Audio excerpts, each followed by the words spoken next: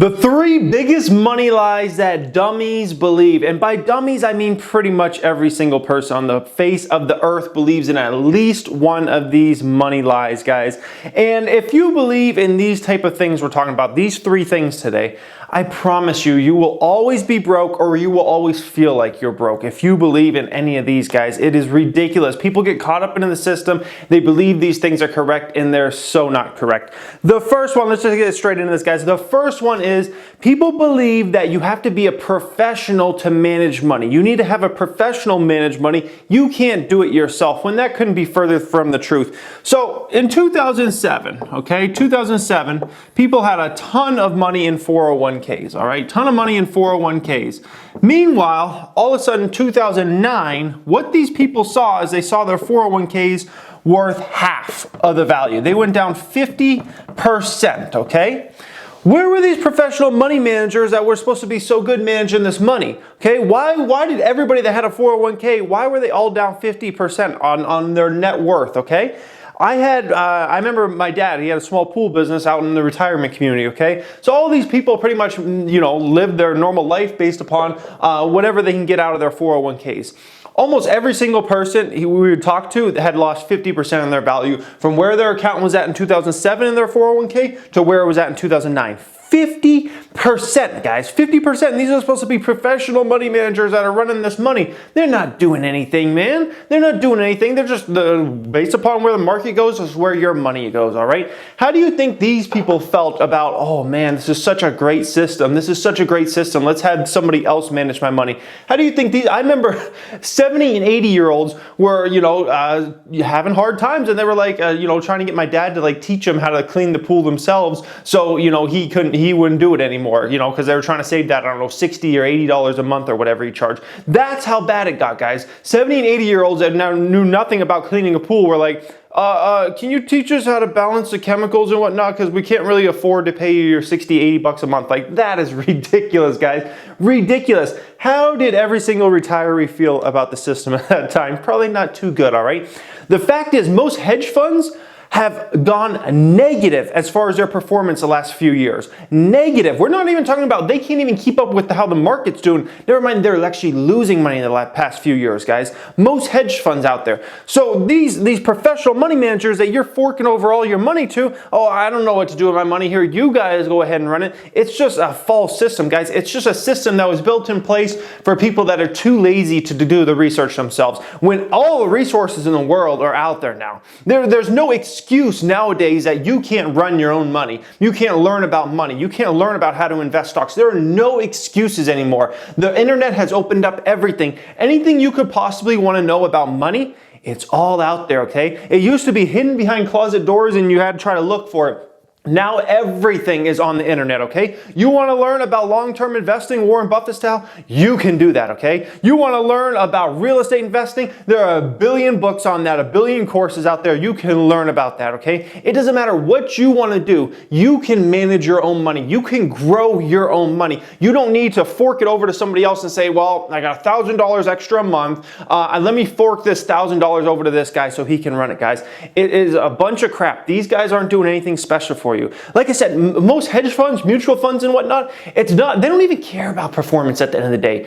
What they care about is they care about getting more people through the door, okay? They care about getting more people through the door, meaning they manage more and more money, and that's how they make their money. It's not about the guy that gets the best returns. It's about the guy that manages the most money, okay? That brings in the most money, that, they marketed their product, properly and whatnot. They had the best marketing for their hedge fund or mutual fund and why somebody should invest with them, and they show their strength out there. It's not about the returns at the end of the day. It's about networking. If you know the right billionaire and he gives you $500 million to invest, like you're set, man. You're set and you're well on your ways, and then you can use that. Oh, such and such billionaire. Oh yeah, he invests with us. He's got 500 million, and all of a sudden you're set up in the system, guys. This is such a bunch of crap, guys. The fact that the people out there believe that you have to be a professional money manager. No, you just have to put in the work ethic to learn about something, and then actually go out there and execute. It's as simple as that. These guys aren't doing anything special for you except taking all those fees constantly, guys.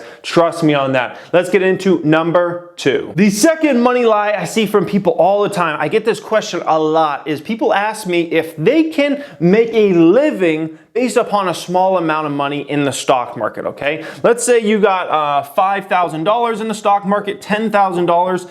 Can you make a living off of this amount of money in the stock market? And the answer is absolutely not, okay? Absolutely not. It is so unrealistic. Anybody that believes in that crap is just completely delusional, all right? And usually how people get involved with this type of thinking, oh man, maybe I can make a living off of a very, very small amount of money in the stock market. How people get sucked into this is usually through day trading programs and the promise that, oh, you can make money almost every single day or something like that. Believe me, if there was a system, out there in which you could make money almost every single day, let's say even 80 or 90% of the days out there. If there was a day trading system like that where 80 to 90% of the days you make money, all right?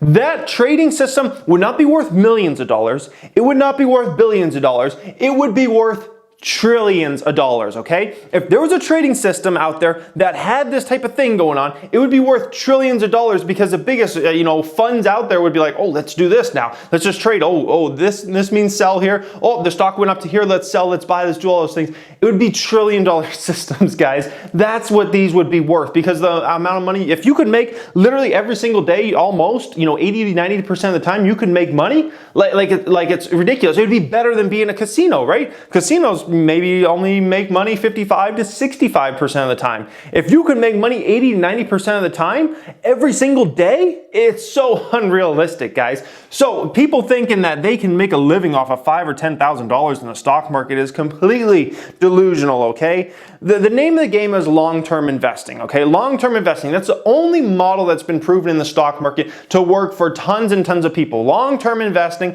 value investing, looking at companies, judging all their fundamentals, okay? This stuff works. Where most people fail is most people don't have enough money to really grow that money a lot, right? Or most people just look at it as they don't have the work ethic to pull it off, or they don't have the discipline, okay? It comes down to those two things, and that's why it doesn't work out for them. They don't have the work ethic to actually do the research because it is a lot of work. You got to read the 10Ks, you got to read the 10Qs, you got to listen to conference calls, you got to actually put in the work ethic. If you don't have the work ethic, it's not going to work out like all things. If I want to become a good basketball player, man, I better be practicing basketball. It's not just going to be, I hope I can become a good basketball player, or I read a book on how to play basketball well. That's not going to help at all. I better go out there and actually start practicing, right?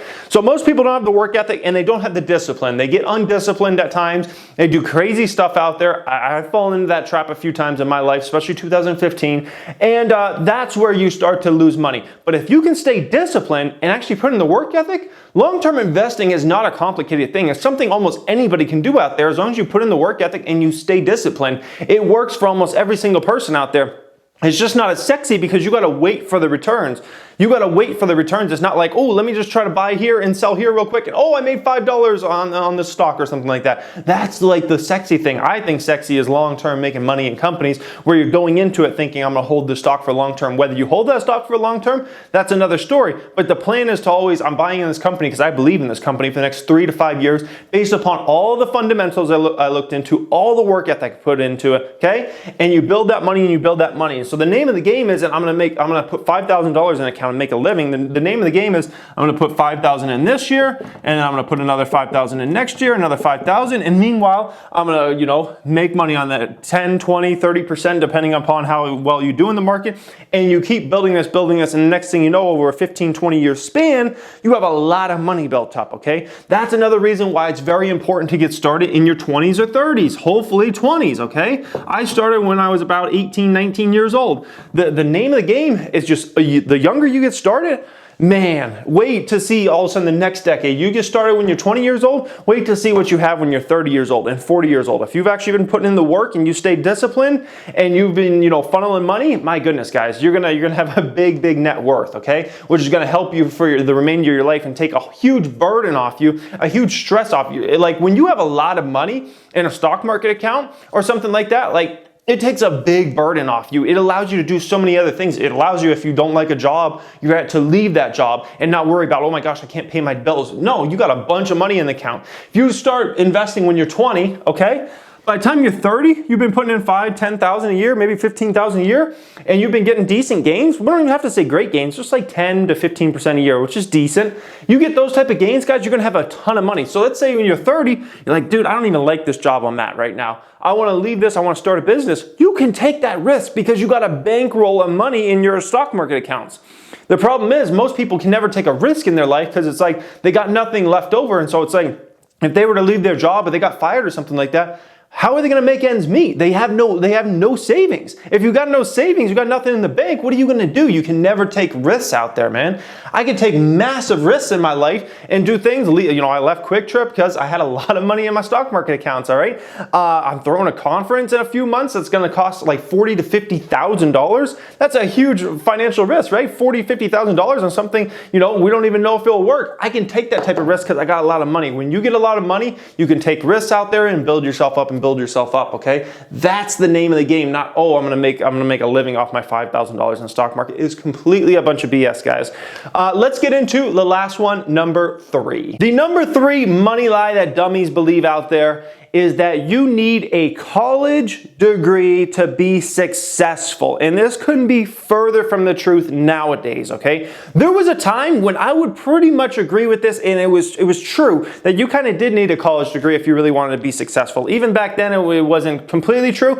But back in, let's say, the 60s, the 70s, the 80s, absolutely, a college degree meant a lot, okay? In these generations, you had a college degree, man, it was almost a guarantee that you were going to be highly successful in life. But things have changed up massively. Why? Because college expenses have gone through the roof, okay? So the amount of money it takes just to get a college degree in the first place has gone up dramatically. So you're going way into debt usually. Most people in college, unless you get a scholarship or something like that, or you were lucky that your parents are rich and they could pay for you, most people are going massively into debt for 4 to 6 years, okay? 4 to 6 years, this is a long period of your life, okay? We don't live forever. 4 to 6 years is a good chunk. So most people go massively in debt for a 4 to 6 year period, while someone like myself can come through the system and get a job at a place named Quick Trip, start making 40-something thousand a year as a convenience store manager, and all of a sudden, while these people are in college racking up all this debt, I'm investing money like crazy,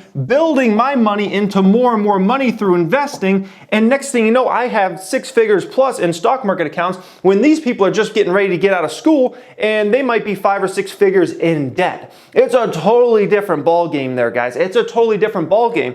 And so let's talk about some things, okay? How do you think people felt that had college degrees in 2008, okay? When all of a sudden, massive amounts of them were laid off from their jobs. How do you think those people felt? Do you think they felt like, wow, my college degree really saved me? Oh no, I just got cut from my job and I can't find a job anywhere? How do you think these type of people felt, okay? Do you think they felt like, wow, my college degree saved me? No, they didn't, okay? I worked with countless coworkers from 2009 to when I left the workforce in 2014. I worked with countless coworkers who had college degrees, okay? I remember working at Walgreens. I was making a little above minimum wage, 2009, 2010. I worked with coworkers who were making around the same amount of money as me, who had college degrees and were $40,000, $50,000, $60,000 in debt and had college degrees, but they couldn't find a job anywhere, especially in 2009, 2010, 2011. These type of people couldn't find jobs anywhere. They were working at Walgreens. Like, are you kidding me? Do you think they felt so good about their college degree saved them? Wow, my college degree saved me. I got such a good job working here at Walgreens making $9 an hour. Give me a break, guys. A college degree is not going to save you. Now, in this system we're in nowadays, guys, the college degrees are unbelievably expensive. They take an unbelievable amount of time.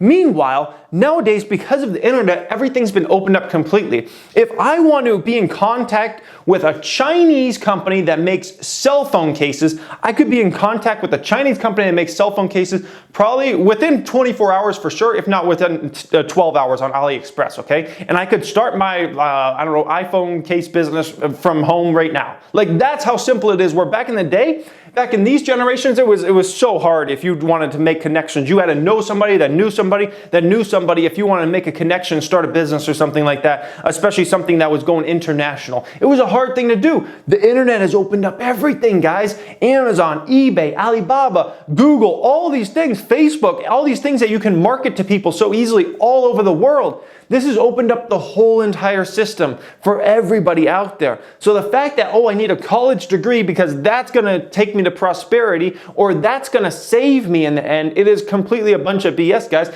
Actually, I could make an argument that college degrees actually hurt most people. Why? Because they load up on debt.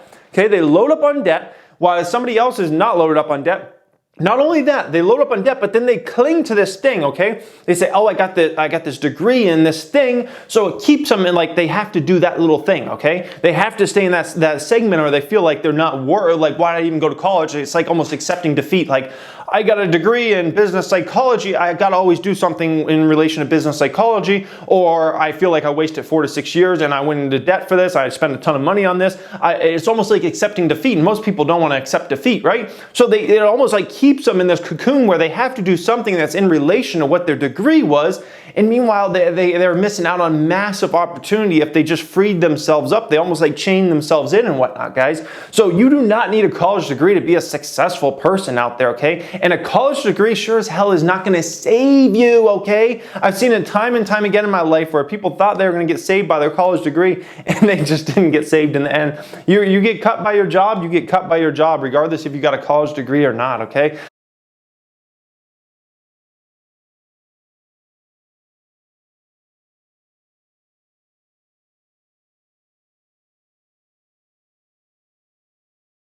So hope you enjoyed this today. Hope you learned a lot from it. And don't fall into these type of things. It's just not worth it, guys. You will always be broke, or you always be feeling like you're broke if you fall into these traps, guys. Let me know what your opinion is down there in that comment section. As always, make sure you follow me on Instagram. Thank you for watching. Have a great day.